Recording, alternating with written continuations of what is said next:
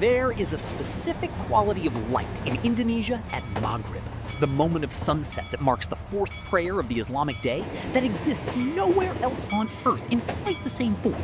It is not just the color, though the color is extraordinary. A deep amber that bleeds into coral, that bleeds into violet at the horizon, all of it reflected in the rice paddies and rivers and wet rooftops below. It is not just the duration, though the tropical sunset is brief and absolute in a way that temperate zone sunsets are not. Here, the light does not linger and fade over an hour of gentle diminishing, but drops with a decision, as if the day has concluded its business and has no interest in prolonging the ending. What makes the Indonesian Maghrib singular is what happens to sound at that moment. The call to prayer rises from every mosque simultaneously. The birds that have been calling all afternoon suddenly fall silent, and the world pauses. Not completely, not for long, but genuinely pauses, in a way that every person who has lived in Indonesia knows in their body, even if they have never tried to put it into words.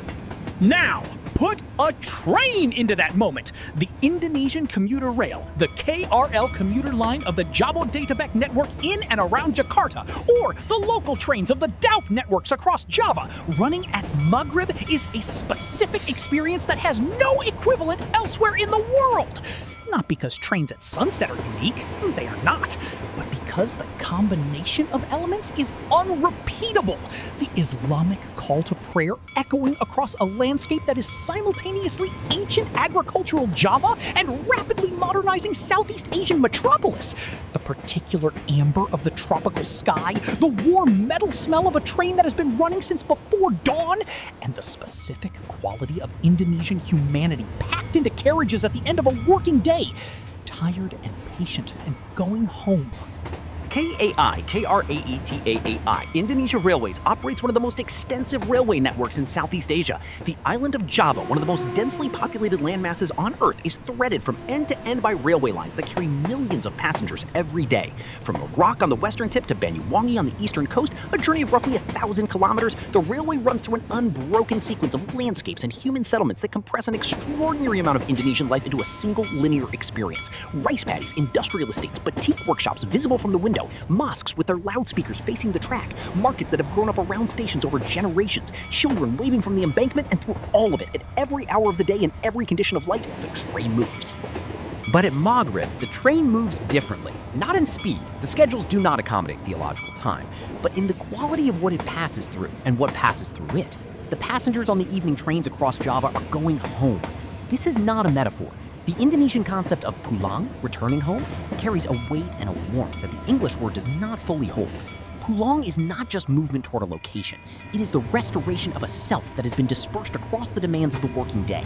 The office worker on the commuter line from Sudirman to Bogor, standing in a crowded carriage, watching the Jabodetabek sprawl slide past in the last light, they are not merely in transit. They are in the process of becoming themselves again after a day of being what the city required them to be.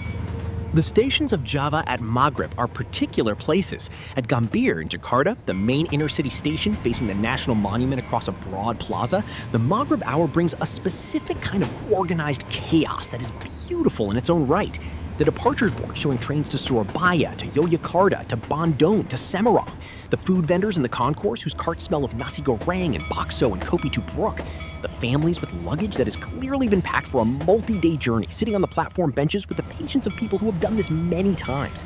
And outside, through the station's high windows, the sky turning from blue to amber to violet, while the call to prayer from the nearby mosque wraps around the station sounds.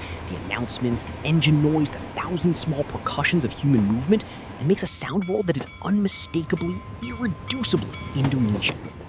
There is a train that Indonesians of a certain generation speak of with a specific kind of tenderness, the Gaya Baru Malam, the new style night train which runs between Jakarta and Surabaya through the night, departing in the evening and arriving in the early morning. For decades, this train was the affordable option for Javanese workers in Jakarta who needed to get home to East Java. For Lebaran, for family emergencies, for weddings and funerals, and the 1,000 occasions that require physical presence rather than a phone call. The Gaya Baru Malam at Maghrib, pulling out of Pasar Senen station in North Jakarta as the sky turns orange, is loaded with people whose stories are written on their faces and in their luggage. The cardboard boxes tied with plastic rope, the plastic bags of gifts from the city, the children asleep across their parents' laps before the train has even left the yard. The landscape that the Java trains traverse at Maghreb is one of the most visually rich in the world and one of the least celebrated in international travel media. The terraced rice paddies of West Java, catching the last light at an angle that makes each terrace glow individually, step after step down the hillside like a golden staircase built by water and agricultural patience over centuries. The volcanic peaks behind, Salak, Pangrango, Cheremai, standing in the last light with a clarity that the midday haze never allows. The red-tiled rooftops of villages built right to the edge of the railway embankment, so close that you can see into kitchen windows and smell what is being cooked for the evening meal. The banana trees whose enormous leaves catch the amber light and hold it briefly before the dark comes. PT Kai has been undergoing a transformation over the past decade that those who knew the Indonesian railway system before it find genuinely remarkable. The service that was once notorious for overcrowding, unreliability, and informal economies that made boarding a festival of negotiation has become, in its major intercity services, a punctual, air-conditioned, booking-required operation that would not embarrass any railway in Southeast Asia. The Argo Bromo Angkri, the premium express between Jakarta and Surabaya, runs on a published schedule and keeps it. The KRL commuter line, rebuilt with Japanese technical assistance and Japanese rolling stock, runs a frequency across the Jabodetabek network that passengers a generation ago would not have believed possible. The transformation is real and it is significant, but something has also been lost in the transition, and the Maghreb hour is the time when the loss is most palpable. What has been lost is the informal world of the Indonesian station and train at dusk. The asungan, the informal vendors who move through the train selling food, drinks, newspapers, snacks, have been removed from the intercity services in the name of modernization, hygiene, and official caution about unauthorized commerce.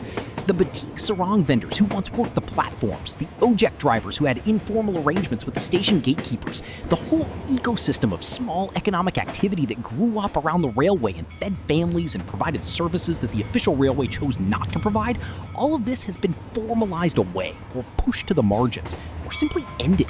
The modern Indonesian railway is cleaner and more efficient.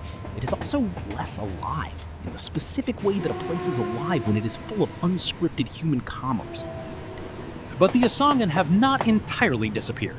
On the slower local trains, the Kereta Lokal, the commuter services of the smaller DAOP regions, the trains that serve the provincial towns rather than the major corridors, the informal world persists. On an evening Kereta Lokal in central Java, pulling into a small station at Maghreb, the platform still fills with vendors the moment the train stops. Hot corn on the cob, fried tofu wrapped in newspaper, small bags of kripik, cups of sweet tea in plastic bags tied with rubber bands. The transaction is fast. The train waits only a minute, and the vendor and the passenger have done this transaction hundreds of times in hundreds of variations, and they know exactly how it works.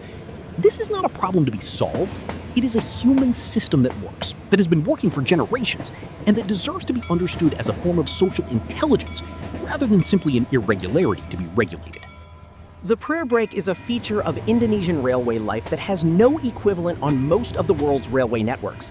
Long-distance trains in Java stop at certain stations long enough for Muslim passengers to perform their prayers.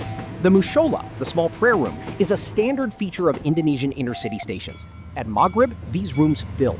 The train schedule accommodates this, or bends around it, with an Indonesian flexibility that is less the product of official planning than of the accumulated informal understanding between the railway and the society it serves. The train pauses, the passengers who need to pray, pray. The train continues. This is not a disruption. It is a rhythm. The railway schedule and the Islamic day have negotiated a coexistence across decades of operation that neither official policy nor religious decree fully explains. It simply works because the people involved have decided that it must. There is a particular silence inside a moving train at Maghreb that is different from the silence of any other hour. The passengers who have been on the train since mid-afternoon are settling into the long evening. The shift from the active business of the journey to the patient endurance of the remaining hours. Children who were demanding an hour ago are asleep, their heads on whatever surface presents itself, indifferent to the noise and the motion. The conversations that were animated at noon have become quieter, more intermittent, the kind of talking that exists to maintain connection rather than to exchange information. And through the windows, the last light is doing its final work on the landscape outside, pulling the specific Indonesian palette, the greens darker, the browns warmer, the reds of the roof tiles deeper, toward the night colors that will flatten everything into silhouette within the next 20 minutes.